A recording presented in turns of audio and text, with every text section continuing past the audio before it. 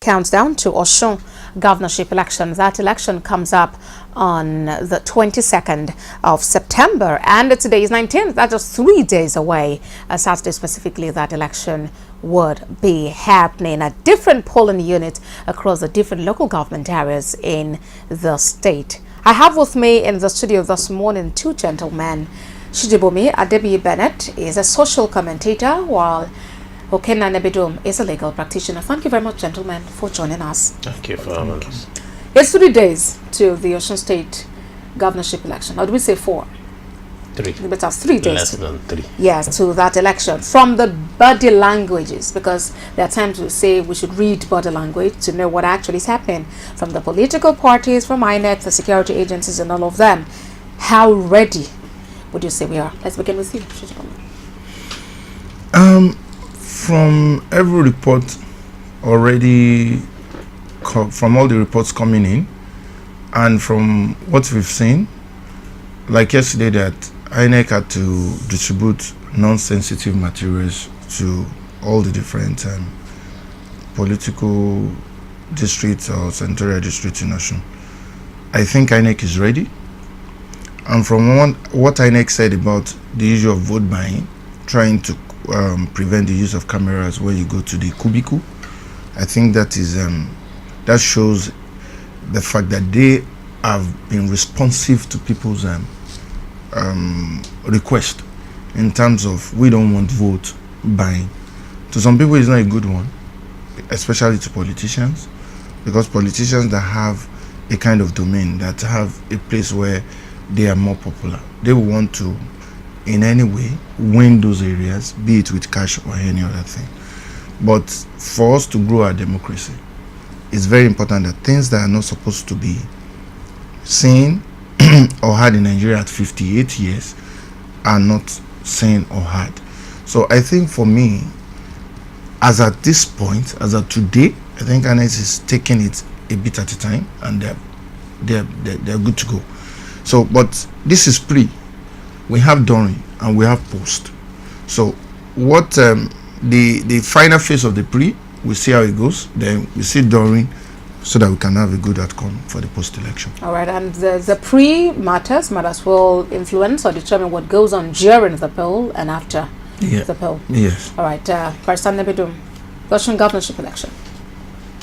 I want to see a situation where INEC up its game beyond the rolling out through their press conference the policy forbidding telephone devices or camera devices at the polling, at the point you collect the polling the ballot paper, is a good thing.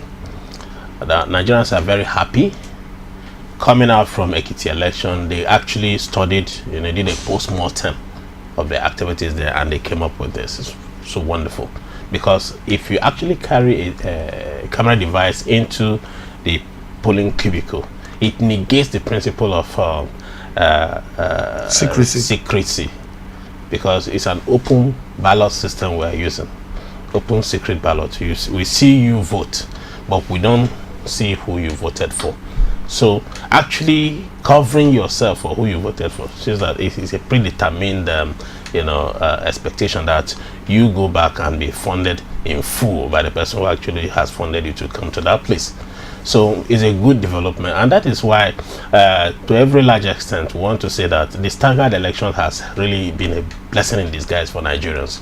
If we all our elections all happen between the general election periods, you don't have time to, you only have 4 years after to improve on yourself. So it's a good improvement for INEC. Then for the people of Osun State, Osun, you have been there 4 years apiece too by this Adebiyi-Benet outgoing regime, and you have opportunity now to make an assessment of the candidates and what they are offering or what their parties are offering. It is not that momentary engagement or receiving of 5 or 10,000 or 3,000 that will change, or that you utilize to change or should change yourself for the next 4 years. But when it appears that had worked in times past, It's an illegality that it has worked. It has worked. How? It worked that you paid some people to come and vote for you, or it worked for me as a person. You see, some of this kind of vote buying may not happen for people who are well-to-do or people who are, you know, a little comfortable. And that's why people ask, how many of those people who are comfortable have their PVCs? How many of them eventually go out to the polling unit and the polling booth to cast their ballot? To cast their votes. Okay. Right now, talking about PVCs and their TVCs, people, not everybody has their permanent voters card right now. And I also expect INEC to have improved on that. That, yes, while we have accepted that the card reader would work and the networks would be very easy, up and going, for those whose cards are either oiled or damaged at that microchip, you know, let there be manual accreditation, so that those people cannot be disenfranchised as well. So because it could cause a logjam when people queue up and then you keep on trying and the person's PVC is not being detected during accreditation. Let there be manual accreditation so that people can vote simultaneously. And when people vote, let them evacuate the voting arena. You can stay around the same compound, but not disrupt what is happening. Okay, because it's also said, hang around and defend your vote.